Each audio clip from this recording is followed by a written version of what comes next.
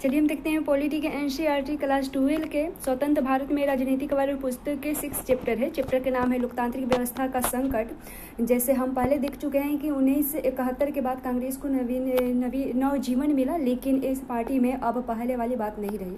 Congress party अब बदल चुकी थी और 1973 से 1945 के बीच घटी घटनाओं से यह अंतर और भी स्पष्ट हो गया था। और इन घटनाओं से भारत की लोकतांत्रिक राजनीति और संविधान निर्देशित संस्थानिक संतुलन को नई चुनौती पर घेरा। 1973 से 1945 के बीच आए बदलाव की परिणति देश में आपातकाल लागू करने के रूप में हुई। 1945 के जून माह में देश में आपातकाल की घोषणा कर दी गई। आमतौर पर आपातकाल से हमारे मन में युद्ध और आक्रमण अथवा प्राकृतिक आपदा की तस्वीर कौंधती है, लेकिन अपने देश में आपातकाल की यह घटना अंदरूनी गड़बड़ियों की आशंका के मद्देनजर की गई थी और आपातकाल की घोषणा जिस नाटकीय रूप में हुई थी उसी अंदाज में उसका खत्मा भी हुआ। और आपातकाल की घोषणा के कारण 1977 के लोकसभा चुनाव में कांग्रेस हार चुक गई थी। और इस अध्याय में हम अपना ध्यान भारतीय लोकतंत्र के इतिहास के इसी निर्णायक दौर पर केंद्रित करेंगे और साथ ही हम कुछ ऐसे सवाल पूछेंगे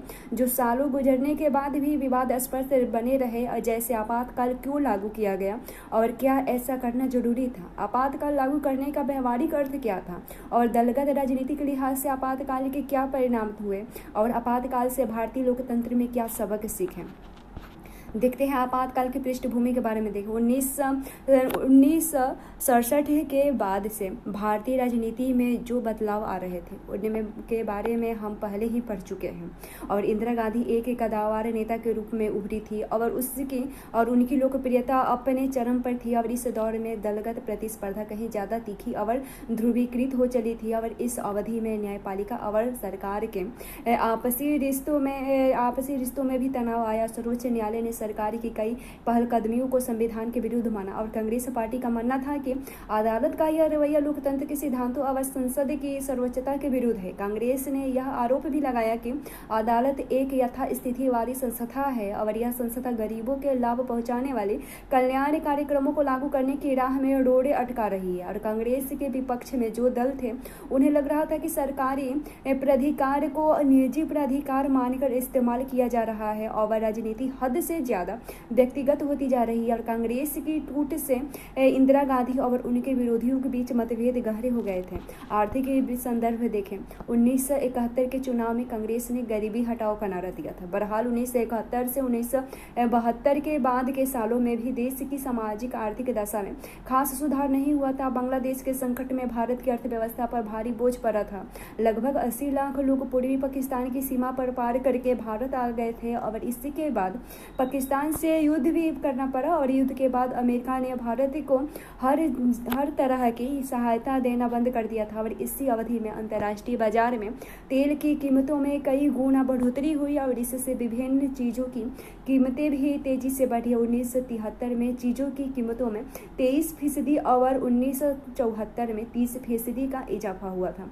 और इस तीव्र मूल्य वृद्धि में लोगों की भारी कठिनाइयाँ हुई और उसके बाद औद्योगिक विकास की दर बहुत कम थी और बेरोजगार बहुत बढ़ गई थी। ग्रामीण इलाकों में बेरोजगारी बेतहाशा बढ़ी थी और खर्चों को कम करने के लिए सरकार ने अपने कर्मचारियों के वेतन को रोक लिया और इससे सरकारी कर्मचारियों में बहुत असंतोष पनपा।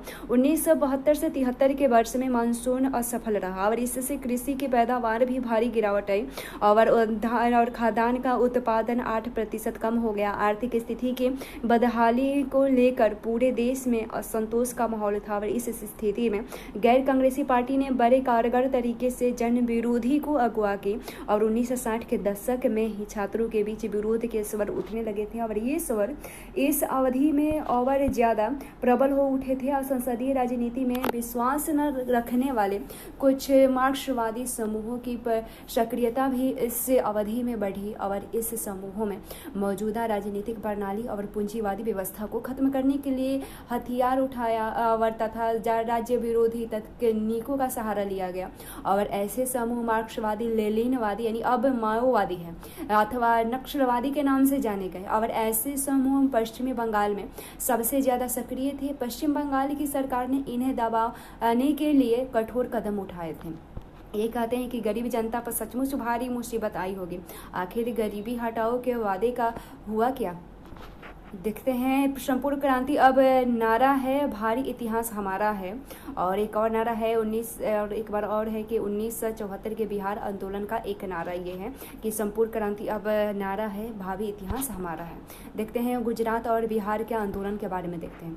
गुजरात और बिहार दोनों ही राज्यों में कांग्रेस की सरकार थे। यहाँ के छात्र आंदोलन ने इन दोनों प्रदेशों की राजनीति पर गहरा असर तो डाला ही, राष्ट्रीय स्तर की राजनीति पर भी इसके दूरगामी प्रभाव हुए। 1974 के जनवरी माह में गुजरात के छात्रों ने खाद्य तेल अथवा अन्य आवश्यक वस्तुओं की बढ़ती हुई कीमत तथा उच्च पदों पर जारी भ्रष्टाचार के खिलाफ आंदोलन छेड़ दिया। छात्र आंदोलन में बड़ी राजनीतिक पार्टियां भी शरीक हो गई और इस आंदोलन ने विकराल रूप धारण कर लिया, और ऐसे में गुजरात में राष्ट्रपति शासन लगा दिया गया और विपक्षी दलों ने राज्य की विधानसभा के लिए दोबारा चुनाव कराने की मांग की। और कांग्रेस के प्रमुख नेता मोरारजी देसाई ने कहा कि अगर राज्य में नए सिरे से चुनाव नहीं कराए जाएंगे तो मैं निश्चितकालीन भूखा हड़ताल पर बैठ जाऊंगा। मोरारजी देसाई अपने कांग्रेस के दिनों में इंदिरा गांधी के मुख्य विरोधी रहे थे। विपक्षी दलों द्वारा समर्थित छात्र आंदोलन के गहरे दबाव में 1975 के जून में विधानसभा के चुनाव हुआ। कांग्रेस इस चुनाव में हार गई थी। 1974 के मार्च माह में बढ़ती हुई कीमतों, खाद्यान्न के अभाव, बेरोजगारी और भ्रष्टाचार के खिलाफ छात्रों में 1974 के मार्च माह में बढ़ती हुई कीमतों, खाद्यान्न के अभाव, बेरोजगारी और भ्रष्टाचार के खिलाफ बिहार में छात्रों ने आंदोलन छेड़ दिया। और आंदोलन के क्रम में उन्होंने जयप्रकाश नारायण, जो जेपी कहते हैं, उन जयप्रकाश नारायण को बुलावा भेजा। और जेपी तब सक्रिय राजनीति छोड़ चुके थे और सामाजिक कार्यों में लगे हुए थे। छात्रों ने अपने आंदोलन की अगुवाई के लिए जयप्रकाश नारायण को बुलावा भेजे था। जेपी ने छात्रों का निमंत्रण इस शर्त पर स्वीकार किया कि आंदोलन अहिंसक रहेगा और अपने को सिर्फ बिहार तक सीमित नहीं रखेगा। इस प्रकार छात्र आंदोलन ने एक राजनीतिक चरित्र ग्रहण कर लिया और उसके भीतर राष्ट्रव्यापी अपील आई। जीवन के हर क्षेत्र के लोग अब आंदोलन से आ जुड़े और जयप्रकाश नारायण ने बिहार की कांग्रेस सरकार को बर्खास्त करने की मांग की। उन्होंने सामाजिक, आर्थिक और राजनीतिक के दायरे में संपूर्ण क्रांति का आह्वान किया ताकि उन्हें शब्दों में सच्चे लोकतंत्र की स्थापना की जा सके। बिहार की सरकार के खिलाफ लगातार घेराव, बंद और हड़ताल का एक सिलसिला चल पड़ा और बहरहाल सरकार ने इस्तीफा देने से इनकार कर दिया। आंदोलन का प्रभाव राष्ट्रीय राजनीति पर पड़ना शुरू हुआ। जयप्रकाश नारायण चाहते थे कि यह आंदोलन देश के दूसरे हिस्से में भी फैले और जयप्रकाश नारायण के नेतृत्व में चल रहे आंदोलन के साथ ही साथ रेलवे के कर्मचारियों ने भी एक राष्ट्रव्यापी हड़ताल का आह्वान किया और इससे देश के रोजमर्रा के कामकाज को ठप हो जाने का खतरा पैदा हो गया। 1975 में जेपी ने जनता के संसद मार्च का नेतृत्व किया। देश की राजधानी में अब तक इतनी बड़ी रैली नहीं हुई थी। जयप्रकाश नारायण को अब भारतीय जनसंघ कांग्रेस और भारतीय लोक दल, सोशलिस्ट पार्टी जैसे गैर कांग्रेसी दलों का समर्थन मिला और इन दलों ने जेपी को इंदिरा गांधी के विकल्प के रूप में पेश किया। बहरहाल जेपी के विचारों और उन्हीं के द्वारा अपनाई गई जन प्रतिरोध की रणनीति की आलोचना भी मुखर हुई। गुजरात और बिहार दोनों ही राज्यों के आंदोलन को कांग्रेसी विरोधी आंदोलन माना गया। कहा गया कि ये आंदोलन राज्य सरकार के खिलाफ नहीं बल्कि इंदिरा गांधी के नेतृत्व के खिलाफ चलाए गए हैं और इंदिरा गांधी का मानना था कि ये आंदोलन उनके प्रति व्यक्तिगत विरोध से प्रेरित है। उसके बाद न्यायपालिका के संघर्ष देखेंगे। उसके पहले लोकनायक जयप्रकाश नारायण के बारे में थोड़ा देख लें। इनको शॉर्टकट में जेपी भी कहते हैं। इनका जन्म 1902 में हुआ था और उनका मृत्यु हुआ था 1979 में। युवावस्था में मार्क्सवादी थे। अवश्य कांग्रेस और सोशलिस्ट पार्टी के संस्थापक महासचिव थे और उसके बाद 1942 के भारत छोड़ो आंदोलन के नायक भी थे। नेहरू के उत्तराधिकारी के रूप में देखे गए। अवश्य नेहरू मंत्रिमंडल में शामिल होने से इनकार किया। 1955 के बाद सक्रिय राजनीति छोड़ी और गांधीवादी बनने के बाद भूदान आंदोलन में सक्रिय हुए। नया विद्रोहियों से सुलह की बातचीत की। कश्मीर में शांति प्रयास किए और चंबल के डकैतों से आत्मसमर्पण कराया। बिहार आंदोलन के नेता बने। आपातकाल के विरोध के प्रतीक बन गए थे और जनता पार्टी के गठन में प्रेरणा स्रोत रहे। देखते हैं न्यायपालिका से संघर्ष। देखें, न्यायपालिका के साथ इस दौर में सरकार और शासन दल के गहरे भेदभाव पैदा हुए। क्या आपको संसद और न्यायपालिका के बीच चले लंबे संघर्ष की चर्चा याद है? इसके बारे में आपने पिछले साल पढ़ा था। इस क्रम में 3 संवैधानिक मसले उठे थे। और क्या संसद मौलिक अधिकार में कटौती कर सकती है? सर्वोच्च न्यायालय का जवाब था कि संसद ऐसा नहीं कर सकती। दूसरा यह कि क्या संसद संविधान में संशोधन करके संपत्ति के अधिकार में काटछाट कर सकती है? इस मसले पर भी सर्वोच्च न्यायालय की यही कहना था कि सरकार संविधान में इस तरह संशोधन नहीं कर सकती कि अधिकारों की कटौती हो जाए। तीसरे, संसद ने यह कहते हुए संविधान में संशोधन किया कि वह नीति निर्देशक सिद्धांतों को प्रभावकारी बनाने के लिए मौलिक अधिकारों में कमी कर सकती है। लेकिन सर्वोच्च न्यायालय ने इस प्रावधान को भी निरस्त कर दिया था और इससे सरकार और न्यायपालिका के बीच संबंधों में तनाव आया। और आपको याद होगा कि इस संकट की परिणति के स्वानंद भारती के मशहूर मुकदमे के रूप में सामने आई। और इस मामले में सर्वोच्च न्यायालय ने फैसला सुनाया कि संविधान का एक बुनियादी ढांचा है और संसद इन ढांचागत विशेषताओं में संशोधन नहीं कर सकती। और 2 और बातों ने न्यायपालिका और कार्यपालिका के संबंधों में तनाव बढ़ाया। 1973 में केशवानंद भारती के मुकदमे में सर्वोच्च न्यायालय द्वारा फैसला सुनाने के तुरंत बाद भारत के मुख्य न्यायाधीश का पद खाली हुआ। सर्वोच्च न्यायालय के सबसे वरिष्ठ न्यायाधीश को भारत का मुख्य न्यायाधीश बनने की परिपाटी चली आ रही थी। लेकिन 1973 में सरकार ने 3 वरिष्ठ न्यायाधीशों की अनदेखी करके न्यायमूर्ति A.N. रे को मुख्य न्यायाधीश नियुक्त किया। और यह निर्णय राजनीतिक रूप से विवादास्पद बन गया क्योंकि सरकार ने जिन 3 न्यायाधीशों की वरिष्ठता की अनदेखी की इस मामले में की थी कि उन्होंने सरकार के इस कदम के विरुद्ध फैसला किया। और ऐसे में संविधान की व्याख्या और राजनीति विचारधाराओं की बड़ी तेजी से घाल मेल हुआ। और जो लोग प्रधानमंत्री के नजदीकी थे वे एक ऐसी प्रतिबद्ध न्यायपालिका तथा नौकरशाही की जरूरत के बारे में बातें करने लगे जो विधायिका और कार्यपालिका की सोच के अनुकूल आचरण करे। इस संघर्ष का चरम बिंदु तब आया जब एक उच्च न्यायालय ने इंदिरा गांधी के निर्वाचन को अवैध घोषित कर दिया था। उसके बाद देखें 1974 की रेल हड़ताल के बारे में देखें। यदि रेलगाड़ियों का चलना बंद हो जाए तो क्या होगा? 1 या 2 दिन नहीं बल्कि हफ्ते भर से ज्यादा समय तक रेलगाड़ियों न चले तो क्या होगा? निश्चित ही बहुत से लोगों का आना जाना दुभर हो जाएगा। लेकिन यह बात यहीं तक सीमित नहीं रहेगी। देश की अर्थव्यवस्था ठप हो जाएगी क्योंकि रेलगाड़ियों के माध्यम से ही देश के एक जगह से दूसरे जगह सामानों की ज्यादातर ढुलाई ले जाया जाता है, ढुलाई की जाती है। और क्या आप जानते हैं कि 1974 में ठीक ऐसा ही एक कायका पेश किया आया था और रेलवे कर्मचारियों के संघर्ष में संबंधित राष्ट्रीय समन्वय समिति ने चर्च फर्डनसीड के नेतृत्व में रेलवे कर्मचारियों की एक राष्ट्रव्यापी हड़ताल का आह्वान किया। बोनस और सेवा से जुड़ी शर्तों के संबंध में अपनी मांगों के लेकर सरकार पर दबाव बनाने के लिए हड़ताल का यह आह्वान किया गया था और सरकार इन मांगों के खिलाफ थी। लेकिन ऐसे में भारत के ऐसे सबसे बड़ी सार्वजनिक उद्यम के कर्मचारी 1974 के मई महीने में हड़ताल पर चले गए और रेलवे कर्मचारियों की हड़ताल में मजदूरों के असंतोष को बढ़ावा मिला। और इस हड़ताल से मजदूरों के अधिकार जैसे मसले तो उठे ही और यह सवाल भी उठा कि आवश्यक सेवाओं से जुड़े हुए कर्मचारी अपनी मांगों को लेकर हड़ताल कर सकते हैं या नहीं।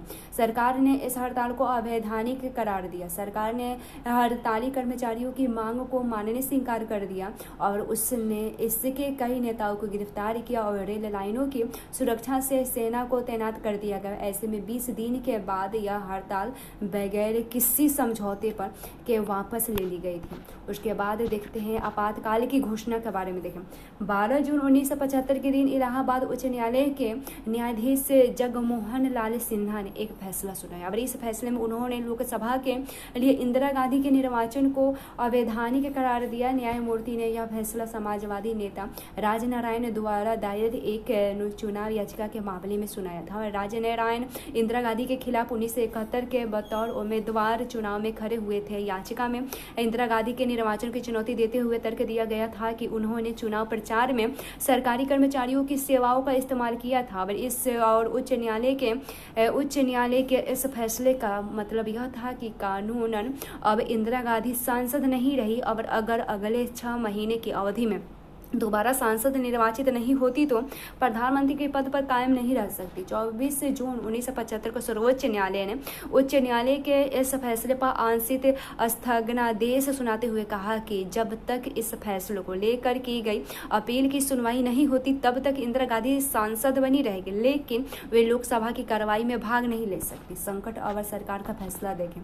एक बड़े राजनीतिक संघर्ष के लिए अब मैदान तैयार हो चुका था। जयप्रकाश नारायण की अगुवाई में विपक्षी दलों ने इंदिरा गांधी के इस्तीफे के लिए दबाव डाला और इस दलों ने 25 जून 1975 को दिल्ली के रामलीला मैदान में एक विशाल प्रदर्शन किया। जयप्रकाश नारायण ने इंदिरा गांधी से इस्तीफा की मांग करते हुए राष्ट्रव्यापी सत्याग्रह की घोषणा की। जेपी ने सेना, पुलिस और सरकारी कर्मचारियों का आह्वान किया कि वे सरकार के अनैतिक और संवैधानिक आदेशों का पालन न करें। इससे भी सरकारी कामकाज के ठप हो जाने का अंदेशा पैदा हुआ और देश का राजनीतिक मिजाज अब पहले से कहीं ज्यादा कांग्रेस के खिलाफ हो गया। सरकार ने इस घटनाओं के मद्देनजर जवाब में आपातकाल की घोषणा कर दी और 25 जून 1975 के दिन सरकार ने घोषणा की कि देश में गड़बड़ी की आशंका है और इस तर्क के साथ उसने संविधान के अनुच्छेद 352 को लागू कर दिया और अब इस अनुच्छेद के अंतर्गत प्रावधान किया गया कि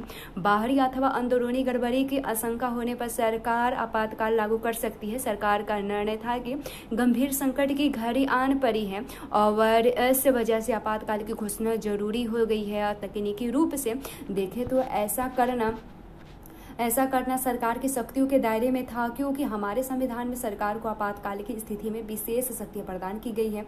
आपातकाल की घोषणा के साथ ही शक्तियों के बंटवारे का संघीय ढांचा व्यवहारिक तौर पर निष्प्रभाव हो जाता है और सारी शक्तियां केंद्र सरकार के हाथ में चली जाती है। दूसरे सरकार चाहे तो ऐसी स्थिति में किसी एक अथवा सभी मौलिक अधिकारों पर रोक लगा सकती है अथवा उनमें कटौती भी कर सकती है। संविधान के प्रावधान में आए शब्दों से यह स्पष्ट हो जाता है कि आपातकाल को वहां एक असाधारण स्थिति के रूप में देखा गया है जब सामान्य लोकतांत्रिक राजनीति के कामकाज नहीं किए जा सकते और इसी कारण सरकार को आपातकालीन स्थिति में विशेष शक्तियां प्रदान की गई है।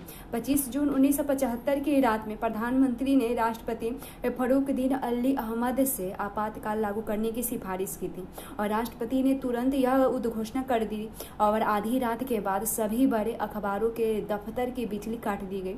तड़के सवेरे बड़े पैमाने पर विपक्षी दलों के नेताओं और कार्यकर्ताओं की गिरफ्तारी हुई और उसके बाद 26 जून की सुबह 6 बजे एक विशेष बैठक में मंत्रिमंडल को इस बातों की सूचना दी गई, लेकिन तब तक बहुत कुछ हो चुका था। उसके बाद देखें इसके परिणाम के बारे में देखें कि परिणाम क्या हुआ। तो सरकार के इस फैसले से विरोध आंदोलन एक बारी रुक गया और हड़तालों पर रोक लगा दी गई। अनेक विपक्षी नेताओं को जेल में डाल दिया गया। राजनीतिक माहौल में तनाव भरा एक गहरा सन्नाटा छा गया और आपातकालीन प्रावधानों के अंतर्गत प्राप्त अपनी शक्तियों पर अमल करते हुए सरकार ने प्रेस की आज़ादी पर भी रोक लगा दी और समाचार पत्रों को कहा गया कि कुछ भी छापने से पहले अनुमति लेनी जरूरी है और इसे प्रेस सेंसरशिप के नाम से जाना जाता है। सामाजिक और सांप्रदायिक गड़बड़ियों की आशंका से मद्देनजर सरकार ने राष्ट्रीय स्वयंसेवक संघ यानी RSS अथवा जमात ए इस्लामी पर प्रतिबंध लगा दिया। धरना, प्रदर्शन और हड़ताल की भी अनुमति नहीं थी। सबसे बड़ी बात यह हुई कि आपातकालीन प्रावधानों के अंतर्गत नागरिक के विभिन्न मौलिक अधिकार निष्प्रभावित हो गए और उनके पास अब यह अधिकार नहीं रहा कि मौलिक अधिकारों की बहाली के लिए अदालत का दरवाजा खटखटाए और सरकार ने निवारक नजरबंदी का बड़े पैमाने पर इस्तेमाल किया। इस प्रावधान के अंतर्गत लोगों को गिरफ्तार इसलिए नहीं किया जाता है कि उन्होंने कोई अपराध किया है, बल्कि इसके विपरीत इस प्रावधान के अंतर्गत लोगों को इस आशंका से गिरफ्तार किया जाता है कि वे कोई अपराध कर सकते हैं। सरकार ने आपातकाल के दौरान निवारक नजरबंदी अधिनियमों का प्रयोग करके बड़े पैमाने पर गिरफ्तारियां की।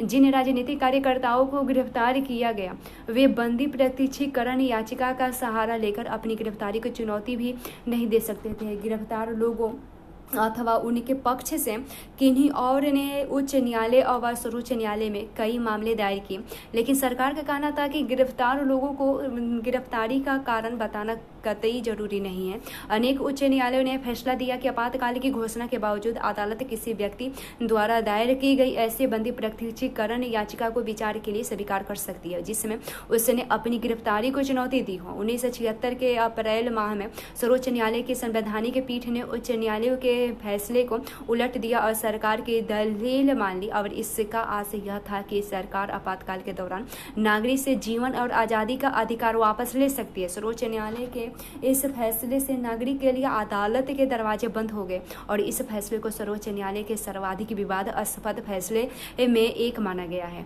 उसके बाद आपातकाल की मुखालफत और प्रतिरोध की कई घटनाएं घटी। पहली लहर में जो राजनीतिक कार्यकर्ता गिरफ्तारी से बचे गए थे वे भूमिगत हो गए और उन्होंने सरकार के खिलाफ मुहिम चलाई। इंडिया एक्सप्रेस और स्टेटमेंट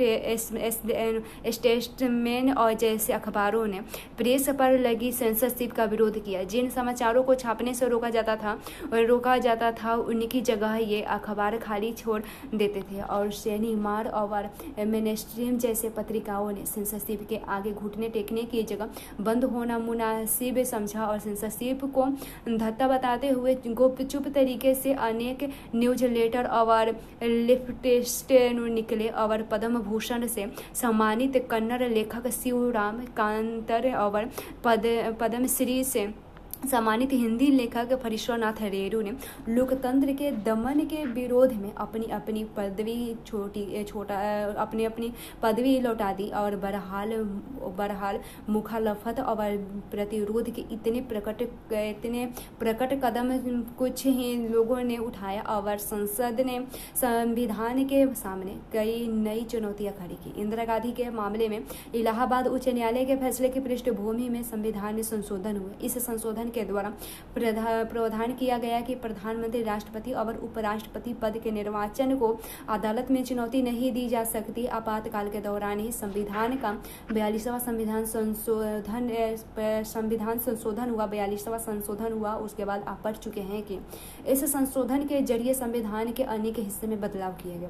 42वें संशोधन के जरिए हुए अनेक बदलाव के एक था देश की विधायिका के कार्यकाल को 5 वर्ष से बढ़ाकर 6 साल कर दिया गया और यह व्यवस्था मात्र आपातकाल की अवधि भर के लिए ही नहीं की गई, इससे आगे के दिनों में भी अस्थायी रूप से लागू कर दिया जाना था। और इससे के अतिरिक्त आपातकाल के दौरान चुनाव को 1 साल के लिए स्थगित किया जा सकता था। और इस तरह देखें तो 1971 के बाद अब चुनाव 1976 के बदले 1978 के में करवाया जा सकते थे। और आपातकाल के सबक देखें। आपातकाल से एक बारगी भारतीय लोकतंत्र की ताकत और कमजोरियां उजागर हो गई। हालांकि बहुत से पर्यवेक्षक मानते हैं कि आपातकाल के दौरान भारत लोकतांत्रिक नहीं रह गया था, लेकिन यह भी ध्यान देने की बात है कि थोड़े ही दिनों के अंदर कामकाज फिर से लोकतांत्रिक दरे पर लौट आया। और इस तरह आपातकाल एक सबक तो यही है कि भारत में लोकतंत्र के विवाद पर पाना बहुत कठिन है। और दूसरे आपातकाल से संविधान में वर्णित आपातकाल के प्रावधानों की कुछ अर्थगत उलझाव भी प्रकट हुए जिनके बाद में सुझाव लिया गया। अब अंदरूनी आपातकाल सिर्फ सशस्त्र विद्रोह की स्थिति में लगाया जा सकता था। इसके लिए यह भी जरूरी है कि आपातकाल की घोषणा की सलाह मंत्रिमंडल राष्ट्रपति को लिखित में दे। तीसरे आपातकाल से हर कोई नागरिक अधिकारों के प्रति ज्यादा सचेत हुआ। आपातकाल की समाप्ति के बाद अदालतों ने व्यक्ति के नागरिक अधिकारों की रक्षा में सक्रिय भूमिका निभाई। न्यायपालिका आपातकाल के वक्त नागरिक अधिकारों की कारगर तरीके से रक्षा नहीं कर पाई थी और इसे महसूस करके अब वह नागरिक अधिकारों की रक्षा में तत्पर हो गई। और आपातकाल के बाद नागरिक अधिकारों के कई संगठन वजूद में आए। बहरहाल आपातकाल के संकटपूर्ण वर्षों ने कई ऐसे सवाल छोड़े जिन पर पर्याप्त ध्यान नहीं दिया गया। और इस अध्याय में हम पढ़ चुके हैं कि लोकतांत्रिक सरकार के रोजमर्रा के कामकाज और विभिन्न दलों और समूहों के निरंतर जारी राजनीतिक विरोध के बीच तनाव की स्थिति बनती है। और ऐसे में दोनों के बीच एक सधा हुआ संतुलन क्या हो सकता है? क्या नागरिकों को विरोध की कार्रवाई में शामिल होने की पूरी आज़ादी होनी चाहिए अथवा उन्हें इसका कोई अधिकार ही नहीं होना चाहिए? ऐसे विरोध की सीमा क्या मानी जाए? और दूसरे आपातकाल का वास्तविक क्रियान्वयन पुलिस और प्रशासन के जरिए हुआ और ये संस्थाएं स्वतंत्र स्वतंत्र होकर काम नहीं कर पाई और उन्हें शासक दल ने अपना राजनीतिक औजार बनाकर इस्तेमाल किया। और शाह कमीशन की रिपोर्ट के अनुसार पुलिस और प्रशासन राजनीतिक दबाव की चपेट में आ गए थे और यह समस्या आपातकाल के बाद भी खत्म नहीं हुई। आपातकाल के बाद की राजनीति के बारे में देखें, इसके पहले ये देखें, फ्री जेपी कैंपेन ने कहा था कि आज भारत की आज़ादी का दिन है, अब भारत के लोकतंत्र का दीपक बुझने न पाए। उसके बाद आपातकाल के बाद की राजनीति देखें तो जैसे कि आपातकाल खत्म हुआ और लोकसभा के चुनाव की घोषणा हुई, वैसे ही आपातकाल का सबसे जरूरी और कीमती सबक राज व्यवस्था ने सीख लिया। 1977 के चुनाव एक तरह से आपातकाल के अनुभवों के बारे में जनमत संग्रह थे उत्तर भारत में, तो खास तौर पर क्योंकि यहाँ आपातकाल का असर सबसे ज़्यादा महसूस किया गया था। विपक्ष में लोकतंत्र बचाओ के नारे पर चुनाव पर जनादेश निर्णायक तौर पर आपातकाल के विरुद्ध था और सबक एकदम साफ था और कई राज्यों के विधानसभा चुनाव में भी स्थिति यही रही। और जिन सरकारों को जनता ने लोकतंत्र विरोधी माना, उससे मतदाता के रूप में उसने भारी दंड दिया। इस अर्थ में देखें तो 1975 से 77 के अनुभवों की एक परिणति भारतीय लोकतंत्र की बुनियाद को पुख्ता बनने में हुई। और लोकसभा के चुनाव 1977 देखें, 18 महीने के आपातकाल के बाद 1977 के जनवरी माह में सरकार ने चुनाव कराने का फैसला किया और इसी के मुताबिक सभी नेताओं और राजनीतिक कार्यकर्ताओं को जेल से रिहा करा दिया गया। 1977 के मार्च में चुनाव हुए, ऐसे में विपक्ष को चुनावी तैयार का बड़ा कम समय मिला, लेकिन राजनीति के बदलाव की गति बड़ी तेज थी। आपातकाल लागू होने से पहले ही बड़ी विपक्षी पार्टियां एक दूसरे के नजदीक आ रही थी और चुनाव के एन पहले इस पार्टियों ने एकजुट होकर जनता पार्टी नाम में से एक नया दल बनाया। नई पार्टी ने जयप्रकाश नारायण का नेतृत्व स्वीकार किया। कांग्रेस के कुछ नेता भी जो आपातकाल के खिलाफ थे इस पार्टी में शामिल हुए। कांग्रेस के कुछ अन्य नेता ने जगजीवन राम के नेतृत्व में एक नई पार्टी बनाई। इस पार्टी का नाम कांग्रेस फॉर डेमोक्रेसी था और बाद में यह पार्टी भी जनता पार्टी में शामिल हो गई। 1977 के चुनावों की जनता पार्टी ने आपातकाल के ऊपर जनमत संग्रह का रूप लिया और इस पार्टी ने चुनाव प्रचार में शासन के लोकतांत्रिक चरित्र और आपातकाल के दौरान की गई ज्यादतियां पर जोर दिया। हजारों लोगों की गिरफ्तारी और प्रेस की सेंसरशिप की पृष्ठभूमि में जनमत कांग्रेस के विरुद्ध था। जनता पार्टी के गठन के कारण यह भी सुनिश्चित हो गया कि गैर कांग्रेसी वोट एक ही जगह पड़ेंगे। अब बात बिल्कुल साफ थी कि कांग्रेस के लिए अब बड़ी मुश्किल आ पड़ी थी और लेकिन चुनाव के अंतिम नतीजे ने सबको चौंका दिया। आज़ादी के बाद पहली बार ऐसा हुआ कि कांग्रेस लोकसभा का चुनाव हार गई। कांग्रेस को लोकसभा की मात्र 154 सीटें मिली थी और उससे 35% से भी कम वोट हासिल हुए। जनता पार्टी और उसके साथी दलों को लोकसभा की कुल 542 सीटों में से 330 सीटें मिली। खुद जनता पार्टी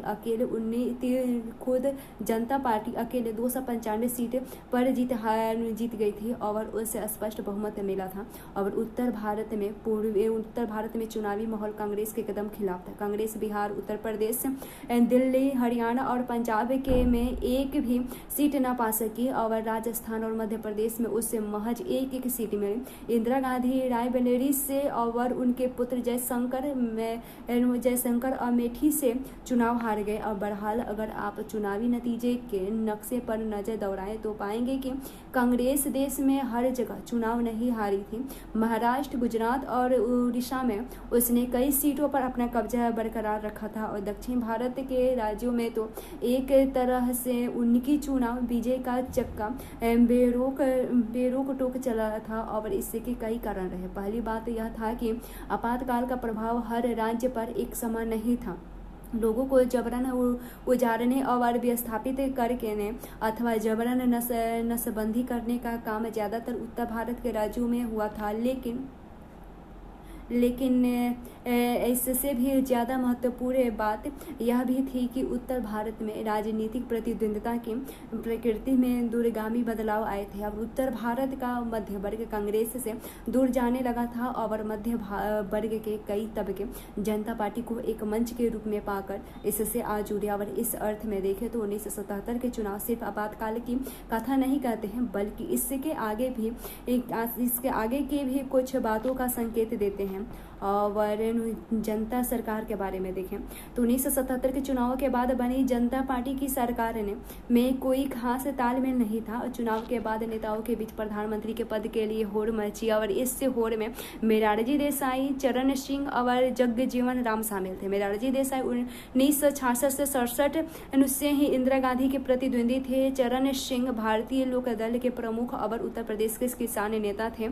जगजीवन राम को कांग्रेसी सरकारों में मंत्री पद पर रहने का 20 साल अनुभव था और बहरहाल मोरारजी देसाई प्रधानमंत्री बने, लेकिन इससे जनता पार्टी के भीतर सत्ता की खींचताना खत्म हो गई न हुई। इससे खींचताना खत्म नहीं हुई थी जनता पार्टी में और आपातकाल का विरोध जनता पार्टी को कुछ ही दिनों के लिए एकजुट रख सका। और इस पार्टी के आलोचकों ने कहा कि जनता पार्टी के पास किसी दिशा, नेतृत्व अथवा एक साझे कार्यक्रम का अभाव था। जनता पार्टी की सरकार कांग्रेस द्वारा अपनाई गई नीतियों में कोई बुनियादी बदलाव नहीं ला सकी। पार्टी और जनता पार्टी बिखर गई और मोरारजी देसाई के नेतृत्व वाली सरकार ने 18 माह में ही अपना बहुमत खो दिया और कांग्रेस पार्टी के समर्थन पर दूसरी सरकार चरण सिंह के नेतृत्व में बनी।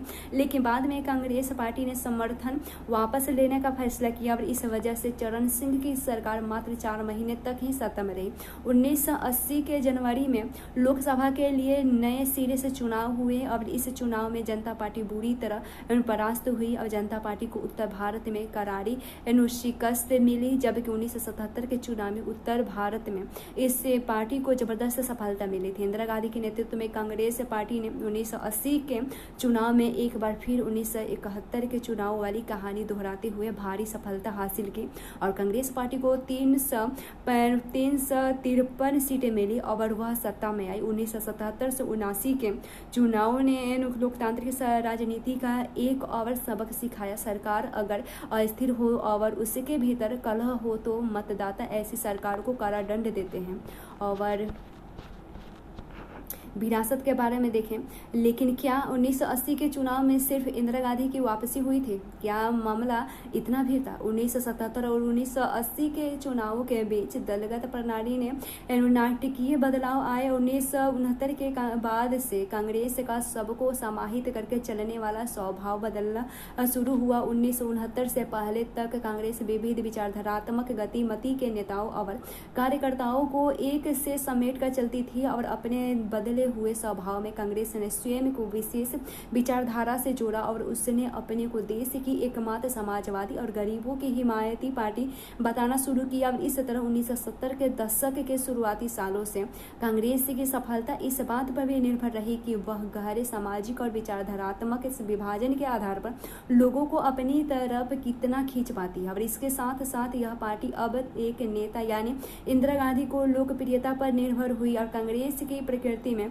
आए बदलावों के मद्देनजर अन्य विपक्षी दल गैर कांग्रेसवादी की राजनीति की तरफ मुड़े और विपक्ष के नेताओं को अब यह बात साफ साफ नजर आने लगी कि चुनाव में गैर कांग्रेसी वोट बिखरने नहीं चाहिए। और इस चीज ने 1977 के चुनाव में एक बड़ी भूमिका निभाई और अप्रत्यक्ष रूप से 1977 के बाद पिछले वर्गों की भलाई का मुद्दा भारतीय राजनीति पर हावी होना शुरू हुआ। और हमने ऊपर गौर किया था कि 1977 के चुनाव परिणाम पर पिछड़ी जातियों के मतदान का असर पड़ा था, खासकर उत्तर भारत में। लोकसभा के चुनाव के बाद 1977 में कई राज्यों में विधानसभा के चुनाव भी हुए और इसमें भी उत्तर भारत के राज्यों में गैर कांग्रेसी सरकारें बनी। इन सरकारों के बनने में पिछड़ी जाति के नेताओं ने महत्वपूर्ण भूमिका निभाई। बिहार में अन्य पिछड़ी जातियों के आरक्षण के सवाल पर बहुत शोर मचा। इसके बाद केंद्र की जनता पार्टी की सरकार ने मंडल आयोग नियुक्त किया और इस आयोग और पिछड़ी जातियों की नीति की भूमिका के बारे में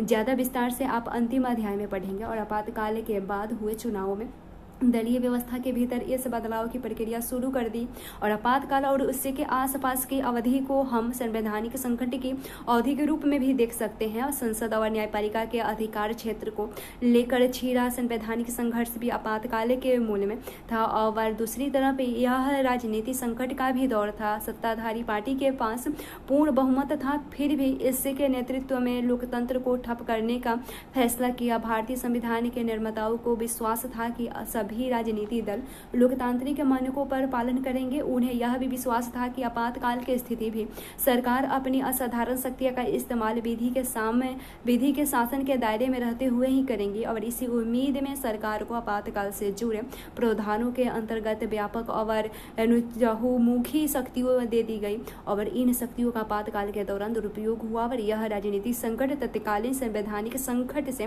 कहीं ज्यादा संगीन था। और इस दौर में एक और महत्वपूर्ण मसला संसदीय लोकतंत्र में जन आंदोलन की भूमिका और उसकी सीमा को लेकर उठा। और स्पष्ट ही इस दौर में संसद आधारित लोकतंत्र और स्वतः स्फूर्ति जन भागीदारी पर आधारित लोकतंत्र में तनाव नजर आए। और इस तनाव का एक कारण यह भी कहा जा सकता है कि हमारी दलीय प्रणाली जनता की आकांक्षाओं को अभिव्यक्त कर पाने में सक्षम साबित नहीं हुई। आगे के अध्याय में हम इस तनाव की कुछ अभिव्यक्ति को समझने की कोशिश करेंगे और इस अध्याय में हम विशेष रूप से क्षेत्रीय पहचान से जुड़ी बहसों के बारे में भी पढ़ेंगे। और उसके बाद जगजीवन राम के बारे में देखें। 1908 में जन्म हुआ था, 1986 में इनकी मृत्यु हुई थी। स्वतंत्रता सेनानी एवं बिहार के कांग्रेस नेता थे। 1977 से 79 के बीच भारत के उप प्रधानमंत्री बने और संविधान सभा के सदस्य थे।